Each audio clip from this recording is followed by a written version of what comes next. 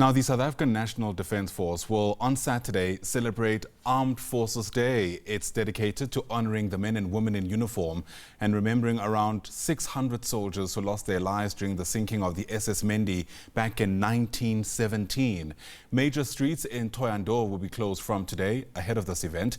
Watching that lead up is SABC News reporter Lutendo Bobodi, who joins us now live.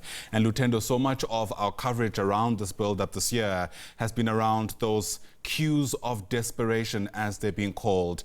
Thousands or hundreds of young people hoping to get some kind of job in the SANDF. And I suppose in some ways it's led to a very sobering discussion around the state of affairs in the country ahead of Armed Forces Day.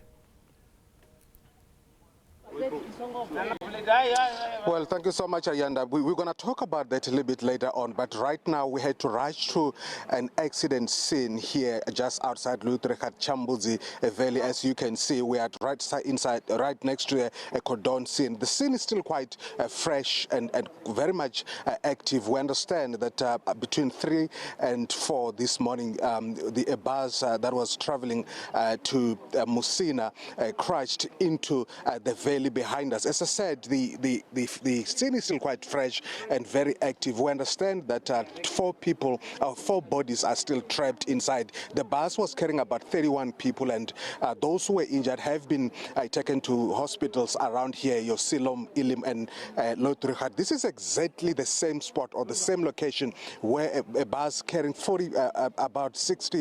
over 60 people crashed last year, killing about 44 people. It's called Chambuzi Valley, a valley that has claimed a lot of lives. This is on the N1 between Lutendo and Musina. Over the last years, many people have died here. It's a steep valley, or the mountainous stretch between Lutendo and Musina, where a lot of accidents have happened, especially heavy vehicle accidents, your trucks and your bus. But I'm going to be joined now by MEC of Transport in Limpopo, MEC Valent.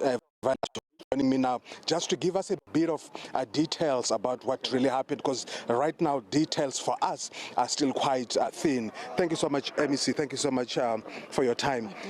Can you please just tell us what happened here? Thank you so much. Let me start by greeting all the viewers at home and to say to the people of Limpopo, I'm aware the accident has happened in the early hours of the morning. That's what I have heard and I was told. So I'm at the scene now where the bus that was carrying 31 passengers from Gauteng had an accident at the same spot where the last accident happened last year in October. So now we have got only 4 that are confirmed to have passed on, and the rest have been taken to the nearest hospitals that are here in Vembe. A concern here, I mean, a lot of accidents have been happening here. I grew up here and I've witnessed a lot of accidents happening here. This should be a concern to you. Yes, it is a concern because we are losing people at the same spot. Like we said last year to the minister to say, we must do something here at this corner because we can't allow the same thing to happen every now and every day, because people loses their life while on the way at the same spot. So our concern is whether we can say they must slow down or not. We don't know what happened, because once the driver loses control, it means the person was speeding or there was a mechanical fault with the bus. We don't know, but this the concern that I'm having always to say during the early hours or late hours, there are accidents that are happening, especially on this N1 road here next to Ingwe Lodge. Yeah. So that's my concern also. And those who have been taken to hospital, do you have any sense or any knowledge or information of what is really going on now? How are they faring? For now, I've not yet to any of these hospitals because I've just arrived now. Yeah. Then I will be briefing the community or the public in the afternoon after I went to all these 4 hospitals. Thank you so much, MEC. My pleasure. Thank you so much. Thank you. Well, MEC Valet Mate, MEC of Transport in Limpopo, talking about issues here. I mean, the accident that happened here, and also issues of accidents that we always report on here.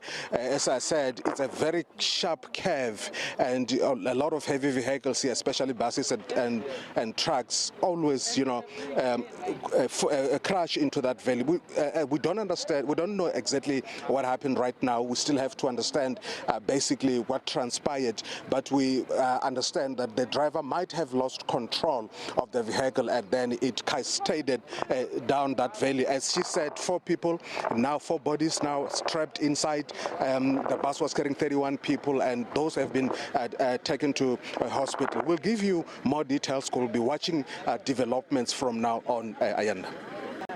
Well then, Lutendo, I mean, you've mentioned there when you were speaking to the MEC that that road or that route is notorious for these kinds of accidents. Tell us a bit more about that. Yeah, as I said when I was speaking to the MEC, I grew up here, Ayanda, and I've been witnessing accidents, and I can tell you most of them are heavy vehicles, and most of them are from our neighboring countries. I'm not saying that, you know, local vehicles or local drivers don't lose control and crash here, but of course we see a lot of, especially buses that and trucks that are going to our neighboring countries, Zimbabwe, and beyond. But it's a very sharp curve, as I say. It's very notorious for devouring people. You know, it's called Chambuzi. Chambuzi means a place of goats, because in the late 60s or early 70s, a truck that was carrying goats crashed into this same valley, and since then we've been witnessing accidents of the same fashion, of the same nature, all the time over the last years, Ayanda. Sure, what a tragic event that's unfolded there. Thanks very much indeed for bringing us the breaking news story at this hour. Lutendo Bobodi, live to us from the N1 highway near Louis Trichardt in Limpopo, where we now understand 4 people have died after a bus overturned a couple of hours ago. The MEC of Transport in the province is at the scene, and as soon as there's any more information, we'll certainly bring that to you live here on the SABC News Channel.